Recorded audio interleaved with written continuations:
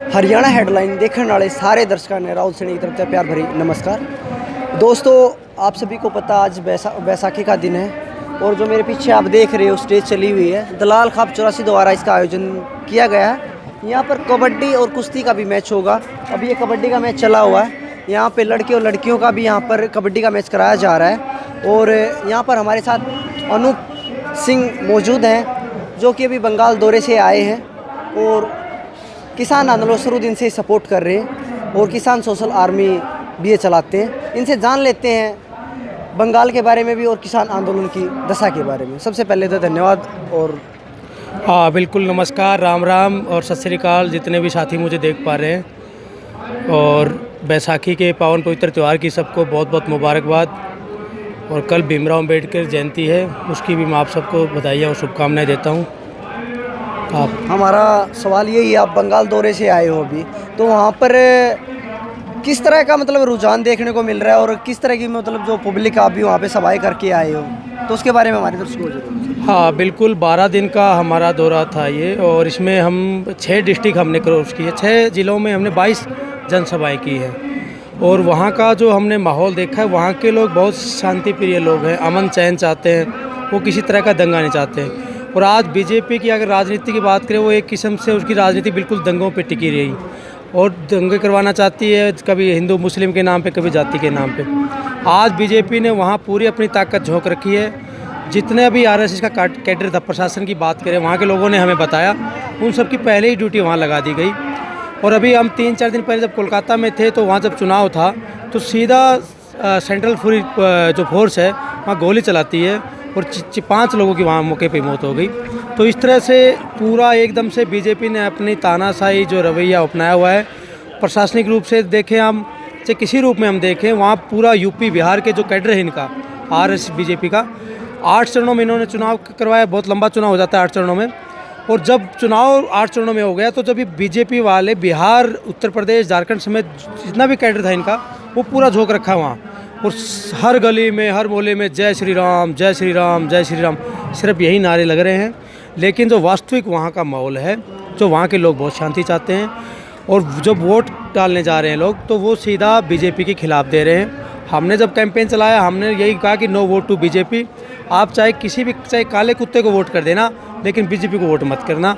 और लोगों ने सुनी हमारी बातें और हमने यहाँ किसान आंदोलन की सच्चाई बताई कि किस तरह से आज हमारे को 130 दिन से ऊपर हो गया है, हम लोग लड़ाई लड़ रहे हैं, दिल्ली के बॉर्डरों के ऊपर देश का अंदाता बैठा है, सारी सर्दी हमारी निकल गई, बीच में बारिश आई, अब गर्मी का दौर हम झेल रहे हैं। लेकिन जिस अंदाता को आज जिसने यहाँ दिल्ली के बॉर्डरों के ऊपर बैठने के लिए मजबूर किया, उस बीजेपी को आप वोट ना करें। और मुझे पूरी उम्मीद है, पूरे देश को उम्मीद है कि 2 मई का रिजल्ट आएगा, वो 5 राज्यों में बीजेपी का सुपड़ा साफ होगा। बंगाल में किसान आंदोलन को लेकर क्या कहना चाहोगे? वहाँ के जो किसान हैं, क्या वो भी आंदोलन में भागीदार हैं जिस तरह यहाँ इस आंदोलन चला हुआ दिल्ली बॉर्डर पर? हाँ, ये बिल्कुल इंटरेस्टिंग है आपकी बात। और मैंने एक चीज़ बड़ी नोट की, वहाँ किसी टाइप का कोई किसान संगठन नहीं है। जिस तरह हरियाणा, पंजाब में बहुत सारे किसान संगठन काम कर रहे हैं, वहाँ कोई भी नॉन पॉलिटिकल किसान संगठन काम नहीं कर रहा है।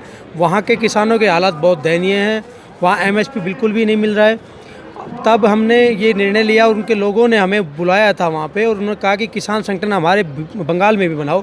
तब हमने किसान सोशल आर्मी की वहाँ पे अपनी यूनिट बनाई है। 21 सदस्यीय हमने स्टेट की कोर कमेटी टीम भी बना के आए हैं। वो चीज़ें हम वो लोगों को किसान आंदोलन की सच्चाई भी बताएगी, वीडियो के माध्यम से, तमाम न्यूज़ के माध्यम से गाँव-गाँव तक पहुँचाएगी। और उसके बाद जब हम ये आंदोलन जीत जाएंगे, उसके बाद बंगाल में हम फिर से जाएंगे और जो वहाँ के किसानों के हालात इतनी दयनीय हो चुके हैं, उसके ऊपर भी हम बहुत बड़े आंदोलन करने जाएंगे। कोरोना काल चल रहा है, काफ़ी संख्या में कोरोना के मरीज भी आ रहे हैं, जैसे भी आप आंकड़े देखते हो। बंगाल में भी दंदना रैली हो रही है, पार्टी विपक्ष हो या पक्ष हो, दोनों कर रहे हैं। कोई मास्क वगैरह नहीं लगा रखा, आपने भी देखा है। और कृषि मंत्री जो केंद्रीय हमारे तोमर जी, उनका बयान आया था कि भी किसान आंदोलन खत्म करें क्योंकि कोरोना काल चला हुआ है। उसके बारे में क्या कहना चाहिए? हाँ, मैं ये कहना चाहता हूँ, कृषि मंत्री तोमर साहब कान खोल के सुन ले। हमारे लिए अब कोरोना कुछ भी मैटर नहीं करता, क्योंकि हम ज़िंदगी और मौत के बीच में खेल रहे हैं और मौत से भी हमें डर नहीं लगता। कोरोना हमें क्या डराएगा? और बात रही जब ये कोरोना में प्रोटोकॉल की बात करते हैं, ये लोग बोलते हैं कि प्रोटोकॉल सबको फॉलो करना पड़ेगा। खुद प्रधानमंत्री, गृह मंत्री इतनी बड़ी बड़ी रैलियाँ कर रहे हैं बंगाल के अंदर, क्या वहाँ कोरोना नहीं है? असम के अंदर सहित तमाम 5 राज्यों के अंदर बहुत बड़ी भारी भीड़ के साथ ये लोग रैली कर रहे हैं। उनके खुद के अब अपने जो स्वास्थ्य मंत्री हैं हर्षवर्धन जी, वो ट्विटर के ऊपर ट्वीट कर रहे हैं रैलियों को लेकर, बड़ी फोटो डाल रहे हैं। वहाँ कोरोना क्यों नहीं है? और हम तो किसान जब यहाँ में बैठे हुए आज 135 दिन से ऊपर हो गए हैं, तो अब कोई भी एक भी केस हमारा कोरोना का नहीं मिला है। और जितना भी हमारे लोग शहादत दे के गए हैं, जब उनकी मेडिकल रिपोर्ट आई है, किसी के भी मेडिकल रिपोर्ट के अंदर कोरोना का केस नहीं है। आज लोगों में माहौल बनाया जा रहा है पूरे देश के अंदर कि कोरोना के केस बढ़ रहे हैं। जिस तरह से माहौल बनाया जा रहा है कि लोगों को किसी तरह से एक बार जैसे ये चुनाव ख़त्म हो जाए, लॉकडाउन लगा के, जैसे हरियाणा में रात का कर्फ्यू लगा दिया है, दिल्ली में रात का कर्फ्यू हो गया, किसी तरह से लॉकडाउन लगा के किसानों को यहाँ से उठाया जाए, नहीं तो इनको देश विरोधी करार दिया जाए। ये इनकी पूरी मंशा है। लेकिन हम इनको बता देना चाहते हैं, हमारे तो घर अभी बॉर्डर पे ही हैं, अब घर बन चुके हैं हमारे परमानेंट। हो सकता है कि अगर आप बोलेंगे तो हम सभा जो हमारी बड़ी होती है उसकी हम हो सकता है कि हम उसकी ना कर पाएँ, लेकिन घरों में रहेंगे, बॉर्डर के ऊपर ही रहेंगे। एक भी किसान घर नहीं जाएगा। और आने वाले दिनों में किसान आंदोलन का स्वरूप बिल्कुल बदला हुआ दिखाई देगा। अभी हमारी फसल कटाई चल रही है, जैसे फसल कटाई और कढ़ाई हमारी पूरी हो जाएगी, मंडियों में हमारी फसल आ जाएगी, तुरंत किसान हमारा फिर रुख करेगा दिल्ली की तरफ। कहीं ऐसा तो नहीं शाहीन बाग की तरह आंदोलन को बीच में ही बंद कर दिया जाए, सरकार का दबाव हो जाए? ऐसा तो कुछ नहीं है, जैसे पीछे कोरोना काल को देखते हुए बिल्कुल आंदोलन को। हाँ बिल्कुल, इन्होंने स्टार्टिंग में जब कोरोना शुरू हुआ था तो तबलीगी जमात, आपने भी सुना था, तबलीगी जमात का पूरा एक किस्म का इनको बदनाम किया गया कि मुस्लिम लोग पूरा कोरोना फैला रहे हैं। तो पूरे देश की निगाहें कि उनको भी ऐसा लगा कि हो सकता है तबलीगी जमात ने कोरोना फैलाया है, लेकिन उसी की आड़ में इन्होंने शाहीन बाग को उठाया। अब हालात क्या है? आज कुंभ का मेला लगा हुआ है, कुंभ के मेले में लाखों लोग वहाँ गए हुए हैं। आप लोग देखिए देश के धर्म के किस आधार पे बांटा गया। आप उन लोगों को तबलीगी जमात बोलते हैं, आज कुंभ के मेले में जो लाखों लोग नहा रहे हैं, आप उनको क्या बोलेंगे? वहाँ कोरोना नहीं है क्या? उसमें भी कुछ कोरोना पॉजिटिव? हाँ, मैं बता रहा हूँ, वहाँ कोरोना नहीं है क्या? जब आप लोगों ने बोला कि कोई भी आदमी किसी दूसरे स्थान पे जाता है तो उसको क्वारंटाइन किया जाएगा, तो क्वारंटाइन किया जाएगा। लेकिन इनके बारे में आपको बताए, कुंभ के मेले की आपकी आस्था हिंदू है तो इसका मतलब आप अलग तरह से सोचते हैं, अगर आप मुस्लिम हैं तो उसको अलग तरह से सोचते हैं। ये धर्म की राजनीति यहाँ नहीं चलेगी। हिंदुस्तान एक ऐसा गुलदस्ता है जिसमें विभिन्न प्रकार के फूल लगे हुए हैं। वो में हिंदू, मुस्लिम, सिख, ईसाई, हम सब भाई भाई हैं आपस में। यहाँ अलग अलग, हमने बंगाल में गए, हमने अलग देखा, वहाँ का खाना पीना अलग है, वहाँ का रहन सहन अलग है, लेकिन इसका वहाँ की लैंग्वेज अलग है। लेकिन इसका मतलब ये थोड़ी है कि वो हमारे से अलग है। फिर भी हम सब लोग एक, उन लोगों ने हमारा इतना आदर सत्कार किया, इतना प्यार से हमारे को सुना, और जो दौरा हमारा 4 दिन का था वो 12 दिन का बढ़ गया। इतना प्यार मिला हमें वहाँ पर। तो आप जो हिंदुस्तान मिला है, हिंदुस्तान बना है इतने राज्यों में, अलग अलग लैंग्वेज से, अलग अलग खान पान होते हुए भी, अलग अलग पहनावा होते हुए भी आज हिंदुस्तान एक गुलदस्ते की तरह सजा हुआ है। इसलिए हम हिंदुस्तान को, हमारे भारत को बोल सकते हैं कि अनेकता में एकता वाला देश है। एकता में अनेकता वाला देश है।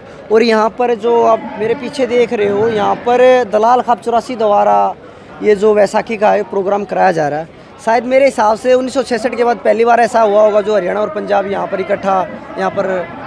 हाँ बिल्कुल, 1966 के बाद हमें एक तरह से हमारी आंदोलन की आधी जीत हो चुकी है, जब 2 भाई एक साथ मिले दिल्ली के बॉर्डरों के पर आकर। जब हमें मिले पंजाब के बड़े भाई जिसको हम बोलते हैं, हमने महसूस किया कि जिस तरह से हमारे को आपस में, हमारे बीच में विवाद पैदा किया गया राजनीतिक रूप से, एसवाइएल का विवाद पैदा किया। हमारी राजधानी एक है चंडीगढ़, उसको लेके हम अलग अलग, वहाँ की पार्टियाँ कुछ बोलती हैं, हमारी पार्टियाँ कुछ बोलती हैं।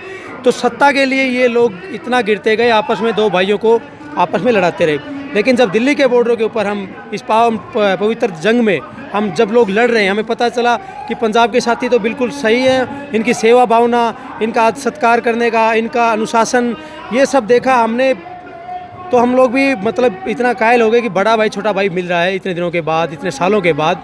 और जो हमारे बीच में मुद्दा है एसवाइएल का, जब पंजाब के साथी अब हमारे को बोलते हैं कि अब हरियाणा बढ़ो, आप पानी की फिक्र मत करो, अब तो आपके लिए खून बहाने के लिए तैयार है, तो ये छोटी बात नहीं है। इतना भाईचारा है, पंजाब का साथी रोटी बेलता है, हरियाणा का साथी रोटी पकाता है। आज हमारा भाईचारा हो चुका है, आंदोलन की आधी जीत हमारी हो चुकी है। और जल्दी हम ये जो काले कानून है ये भी जल्दी रद्द करवाएंगे। और हमारी एमएसपी के ऊपर ठोस कानून है, जो सरकार भाग रही है आज तक, सबसे बड़ी दिक्कत क्या आ रही है? एमएसपी के ऊपर आ रही है। एमएसपी पे जिस दिन ठोस कानून बन गया, उसका फ़ायदा ना केवल पंजाब हरियाणा के किसानों को मिलेगा, बल्कि पूरे देश के किसानों को मिलेगा।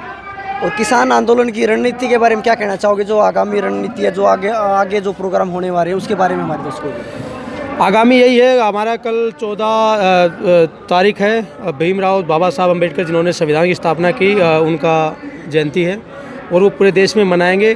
गांव-गांव में हम सभी आपस में मिल बैठ के और बहुत अच्छे से सेलिब्रेट करेंगे। ये बहुत बड़ा दिवस है हमारे पूरे हिंदुस्तान के लिए, पूरे देश के लिए। उसके बाद हमारा जो सबसे बड़ा है, मई का पहला सप्ताह पूरे देश के लिए महत्वपूर्ण है, क्योंकि 2 मई को 5 राज्यों का रिजल्ट आएगा और पहले सप्ताह में ही देश का किसान हिंदुस्तान के देश के इतिहास में पहली बार संसद के अंदर जाने का काम करेगा। हमने ऐलान कर रखा है, संयुक्त किसान मोर्चा भी 17 तारीख को फिर मीटिंग है। आप देखिए, मई के अंदर चाहे कितनी भी दिक्कतें आए, हम निहत्थे चलेंगे, किसी तरह की वॉयलेंस नहीं करेंगे, लेकिन जाएंगे ज़रूर। ये बिल्कुल कन्फर्म में लिख कर ले लीजिए, देश का किसान संसद के अंदर जाएगा। और जो ये लोग बोलते हैं हमें कोई भी ताकत, दुनिया की केंद्र सरकार की कोई भी ताकत हमें संसद में जाने से नहीं रोक पाएगी। जैसे आपने कल 14 तारीख का जो प्रोग्राम बताया, उसमें हरियाणा के उप मुख्यमंत्री दुष्यंत चौटाला जी और साथ में हरियाणा के मुख्यमंत्री मनोहर लाल खट्टर जी का विरोध का जो ऐलान किसानों ने किया, उसके बारे में क्या कहना चाहोगे? देखिए, ये लोग आज बाबा साहब अम्बेडकर की जयंती मनाने की बात करते हैं। बाबा साहब अम्बेडकर बोलते थे कि शिक्षा बहुत बड़ा हथियार है, शिक्षा की बात करते थे, लेकिन ये लोग तो सरकारी स्कूल बंद कर रहे हैं। बाबा साहब अम्बेडकर की जो नीतियाँ हैं उस पर चलना चाहिए ना, जब भी मानते कि ठीक है ये सरकार मान रही है। लेकिन ये बाबा साहब अम्बेडकर की जो नीतियाँ हैं उसके खिलाफ काम कर रही है सरकार। आपस में 2 भाइयों को फिर से अपन जाति में बांटने का काम कर रही है। किसी तरह से जाति में बटे ये आंदोलन, इस तरह का काम ये लोग कर रहे हैं। उप मुख्यमंत्री आएंगे वहाँ पर, हमारे जो संयुक्त किसान मोर्चा ने जो भी कॉल किया है कि जहाँ भी हमें विरोध करना वहाँ विरोध करेंगे। लेकिन हम लोगों ने ये तय किया है कि हम जो हमारे दलित समाज के लोग हैं उनको हम विशेषकर सभी बॉर्डरों के ऊपर दलित समाज के लोग उस दिन नेतृत्व करेंगे, हमारा पूरा स्टेज के ऊपर वही लोग स्पीकर होंगे सब। और हमने सभी जितने भी तमाम संगठन हैं उन सबको बुलावा भेजा है, वो लोग कल सभी बॉर्डरों के ऊपर आ रहे हैं। ये देखेगा, ये थे हमारे साथ अनूप सिंह चानोद।